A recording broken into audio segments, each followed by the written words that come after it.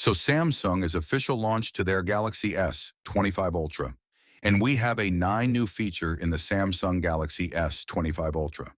Now let's talk about the camera upgrades.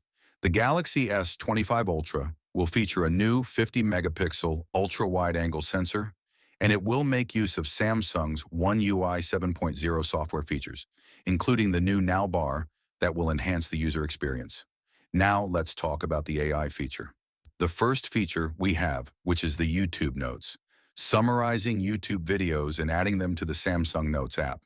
The next feature we have, which is built-in music search, a feature to search for songs or singers. The next feature, which is Homework AI, a tool to help solve equations, especially useful for students. Now we have Sketch to Image feature, a feature where you can create an image from a sketch using voice or text prompts powered by generative AI. Now let's talk about the Bixby update. Bixby is getting a significant update to handle complex requests, such as finding specific restaurants or scheduling events.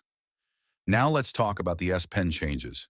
It seems that the S Pen might be downgraded in the S25 Ultra, possibly losing its Bluetooth functionality, which includes features like air gestures and remote camera control. This change could be due to the new G2 wireless charging standard or cost-cutting measures. Now we have news related to the Samsung Galaxy S25 Slim. The Galaxy S25 Slim is reported to be incredibly thin at just 6.4 millimeters, which is much slimmer than the S25 Ultra, 8.2 millimeters.